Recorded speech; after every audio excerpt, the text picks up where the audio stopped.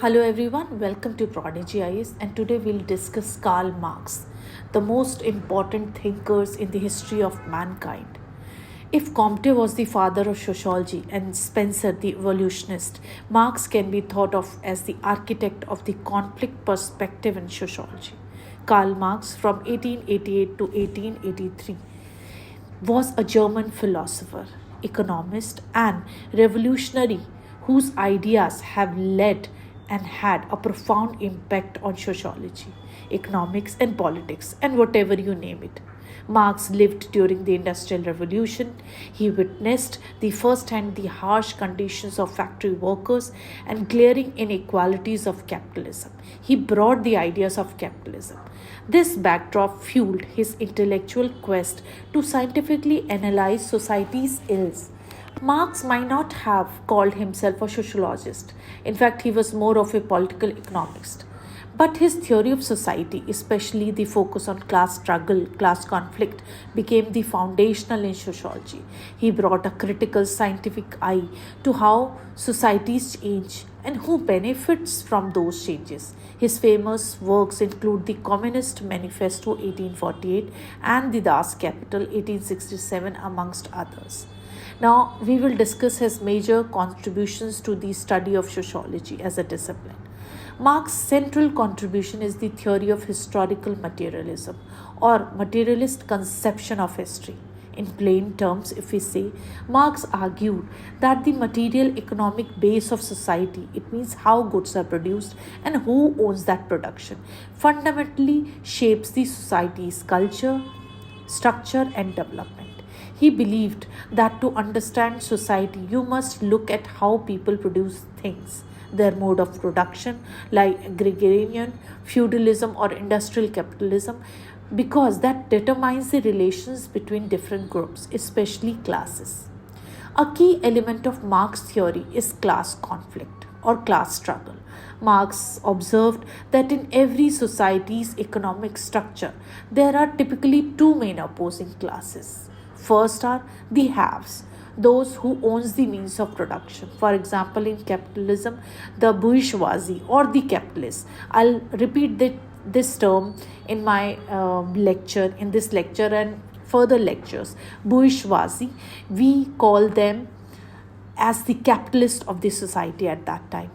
And the second one, the have-nots, those who do the all work but don't own the production. Example, proletariat or the workers. I'll again use this word in my this lecture and later lectures. So the class proletariat means the workers who used to work in those factories and industries. So these classes have inherently conflicting interests. For example, the capitalists wanted to maximize profits, often by paying workers less, while workers wanted higher wages and better conditions. Marx famously stated that the history of all hitherto existing society is the history of class struggles, is the history of class conflicts. In other words, social change happens through the clash of opposing classes. That's the real engine driving historical development. In a capitalist society, Marx analyzed that he saw the bourgeoisie or proletariat conflict as central, the conflict between the capitalists and the workers. He argued that the bourgeoisie exploit the proletariat. The owners extract surplus value, which we call profit, from the workers' labor, paying them just enough to survive while keeping the rest as profit with themselves. This exploitation leads to workers' alienation and will eventually become so severe that workers will rise up. Marx predicted that the internal contradictions of capitalism, it means rich getting more richer and poor getting more poor, would lead the proletariat to gain class consciousness, revolt, they will be rebellious and ultimately overthrow capitalism, resulting in a classless communist society. It was his prediction. This is Marx's famous revolutionary prophecy. Capitalism contains the seeds of its own destruction. He didn't see this as a wild guess, but as a scientific deduction from analyzing economic laws and class dynamics. Now, what are the core concepts in Marx theory? I'll explain you with examples. First is historical materialism. The idea that the material conditions, the economic base, drive history. For example, the transition from feudalism to capitalism in Europe wasn't just a random event. It didn't happen like this only. Marx would say it happened because the old feudal economic system, who were the lords and the serf agriculture, gave way to a more productive capitalist system, industrial production and free labor, and the rising merchant class overthrew feudal lords' power. According to Marx, it is the development of productive forces, technology, labor, productivity, and the conflict with existing relations of production, like feudal hierarchy, that spur a new stage of society. Second comes the mode of production. Each stage in history is characterized by a dominant mode of production, like ancient slavery, feudalism, then capitalism, and finally socialism. For each mode, there are characteristics classes: masters versus slaves in ancient slavery, lords versus serfs in feudalism, capitalists versus workers in capitalism. Marx's analysis of capitalism mode of production revealed how community production and profit motive influence every aspect of life, even personal relationships, as he noted. For instance, he said capitalism drowns traditional feudal relations in the icy water of egotistical calculation, meaning everything becomes about money. Now, the third comes class conflict. As mentioned, history is driven by class struggle. For example, think of a society as a big workplace. In feudal society, the conflict was between landlords who owned the land and the peasants who worked on it. In modern capitalism, it's factory owners versus factory workers.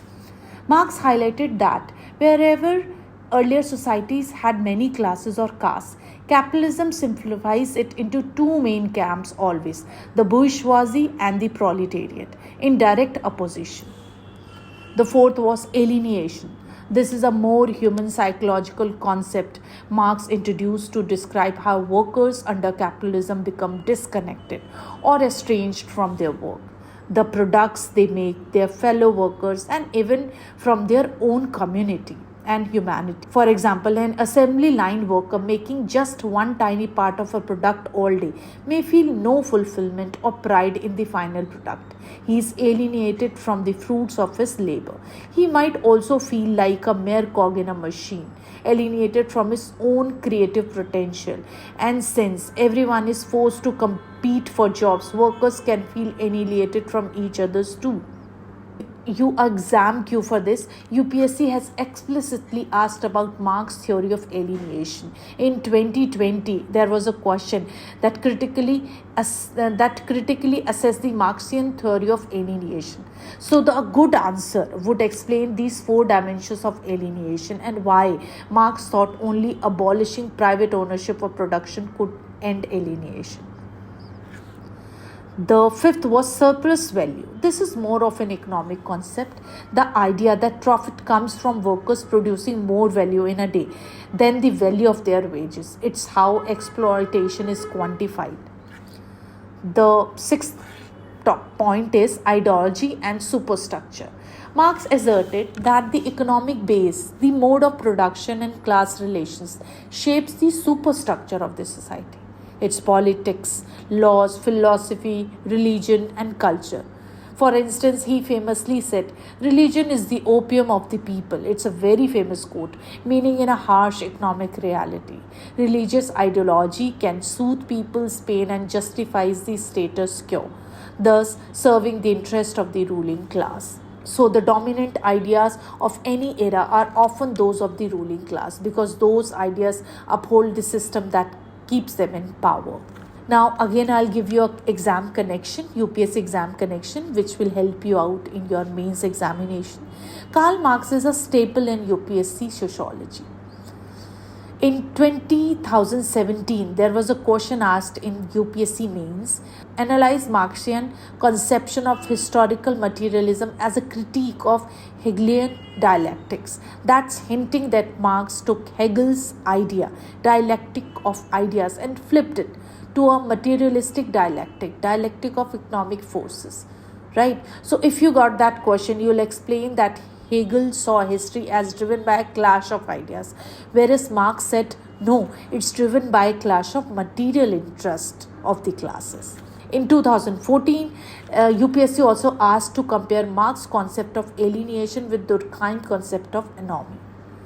So, understanding the alienation in depth and being able to contrast it with other thinkers' ideas of individual society disconnect, it is valuable. And when I'll take out a class on Durkheim also, you will get that answered as well.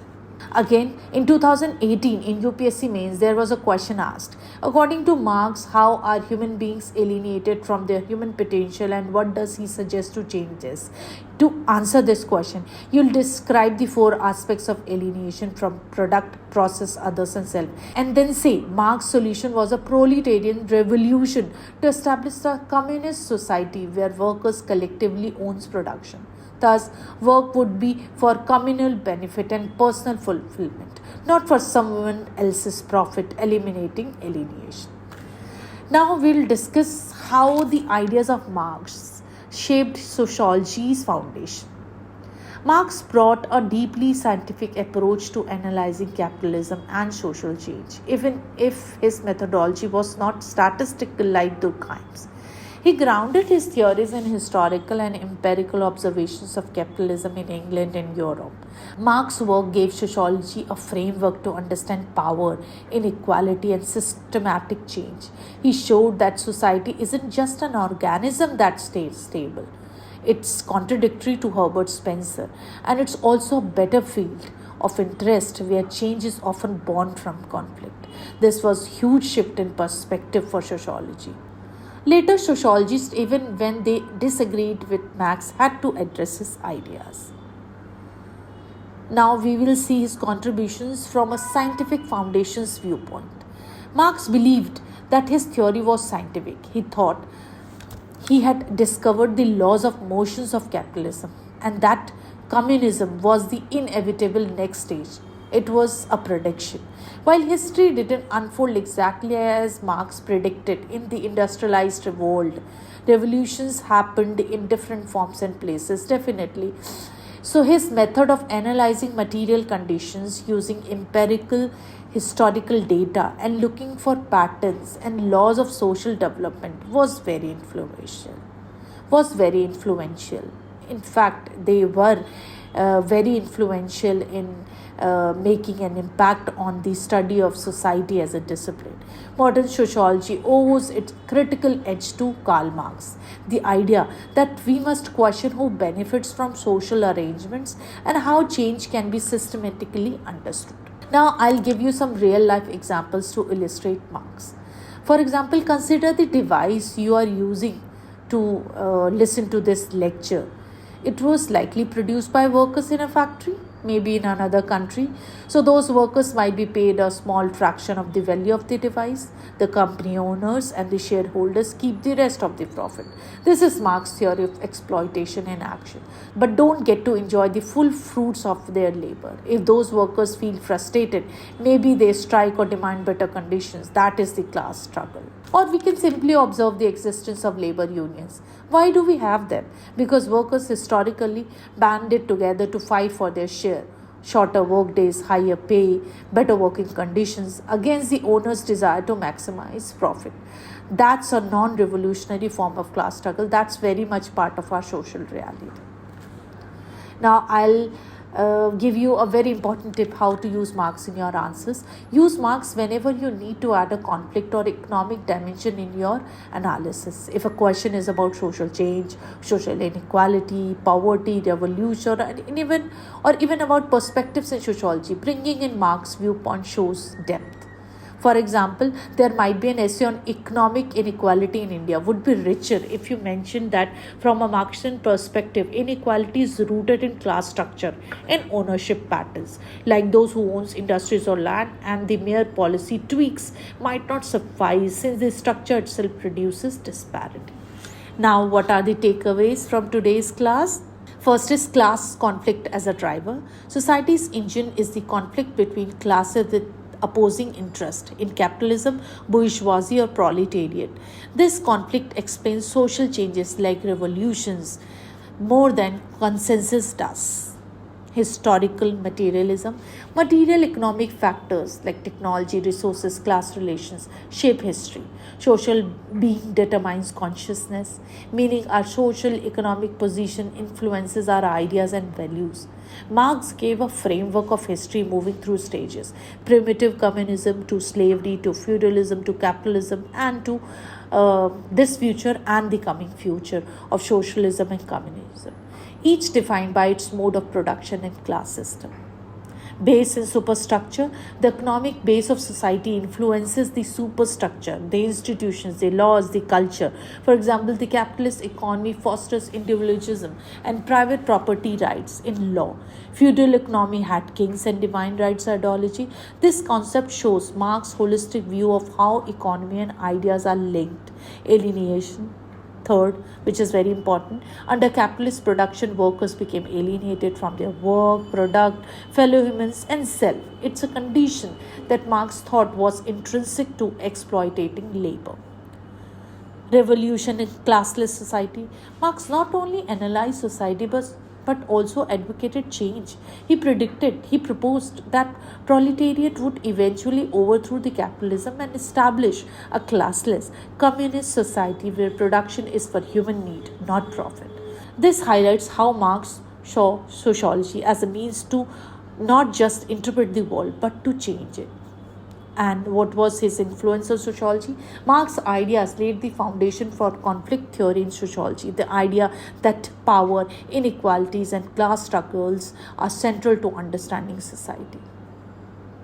So use Marxian insights to enrich your answers on social problems, development, inequality, and change. And we will be again here with another good topic in your sociology paper. Till then, stay tuned for more updates at the rate of ProdEgyIAS. Thank you.